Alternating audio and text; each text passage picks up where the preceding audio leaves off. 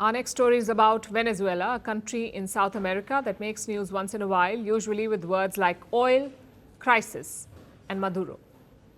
That's the Venezuelan president, Nicolás Maduro.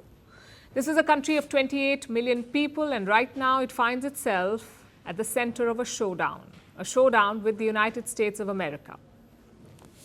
As we speak, US warships are sailing close to the Venezuelan coast. But what triggered this face-off? And what does it mean for Venezuela? Tonight we'll break it down, starting with the basics. This is where Venezuela is located, on the northern coast of South America. For most of the 20th century, it was known primarily for one thing, and that is oil. In fact, Venezuela sits on more proven oil reserves than Saudi Arabia. So initially, it was deeply tied to US energy needs. But then politics got in the way. In the early 2000s, Venezuela became a thorn in Washington's side. Then in 2013, Nicolás Maduro came to power. The US accused him of authoritarianism, sham elections, and gross human rights abuses. In response, Maduro accused the US of imperialism. So they've been at loggerheads for years. And every once in a while, tensions flare. Right now, the US has dispatched a squadron of warships, including an amphibious group, a guided missile cruiser, and even a nuclear-powered submarine. They're all heading towards Venezuelan waters. Officially, the US says this is about combating drug cartels, those that move cocaine and other narcotics across the Caribbean into North America. The US says they are the target, but Venezuela is not buying that explanation. President Nicolás Maduro's government has sent its own warships and drones. They're patrolling the coastline. They're warning that America's show of force is actually about intimidation, maybe even regime change.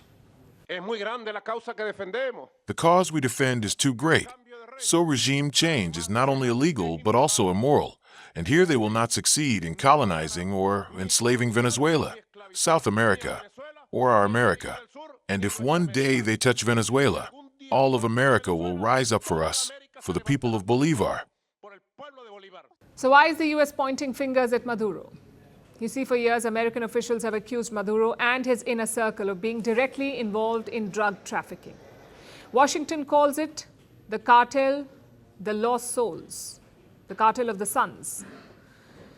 Now, this is supposed to be a military-linked network that profits from smuggling cocaine. The Trump administration just doubled down on that cartel. It increased the bounty on Maduro's head to $50 million. This is for prosecution on drug charges. And Maduro's right-hand man, Diosdado Cabello, has a $25 million tag on him. Maduro, unsurprisingly, has called it all a lie. He insists that Venezuela does not even grow coca plants. That's what cocaine is made from. And he has vowed to fight back. We will have an important deployment of drones with different missions, citizens attention checkpoints, checkpoints for explorations and surveillance, Navy infantry patrolling through rivers, especially in a Catatumbo River that flows into the Gulf of Venezuela.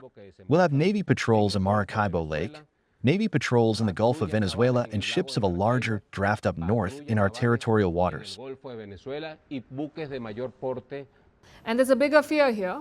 For Caracas, this feels like history repeating itself. The US has a long record of intervening in Latin America, sometimes directly, sometimes through covert operations. Maduro's government argues that the real goal is not to bust cartels, but to destabilize and topple the regime. And it's not an outlandish fear. Washington has already tried what they call the maximum pressure approach in recent years. There have been sanctions, oil embargoes, and recognition of an opposition leader, Juan Guaido. None of it has worked. Maduro is still in power, and now US warships are at his doorstep. So what does Washington really want? Is this really about cocaine, about fentanyl in US cities, or is it about squeezing Maduro into a corner? Most experts say the US does not want a war in Venezuela. A full-scale invasion would be messy and costly. It will also be deeply unpopular in Latin America. What Washington does want is leverage, something to push Maduro towards negotiations or concessions. What makes the current standoff especially dramatic is the military hardware involved. Nuclear submarines in the Caribbean are not an everyday sight. Venezuela has already written to the United Nations. It calls this a serious threat to regional peace and security.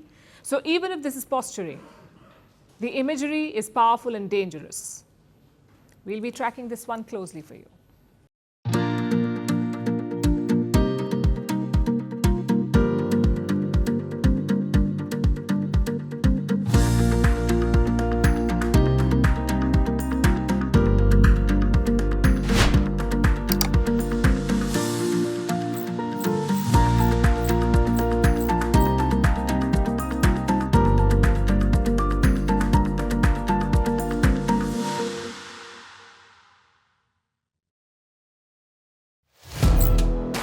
Firstpost now available in 9 languages on YouTube.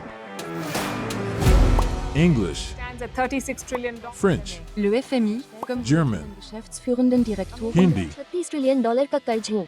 Indonesian, Pemerintah tanpa pemeriksaan. Italian, Sekali radikali. Japanese, $4 trilhões euro. Portuguese, Por causa do próprio balanço patrimonial. Spanish. Beautiful bill. Go to Settings, click on Audio Track and select a language of your choice. Be the first to know what's happening around you in your first language. Firstpost.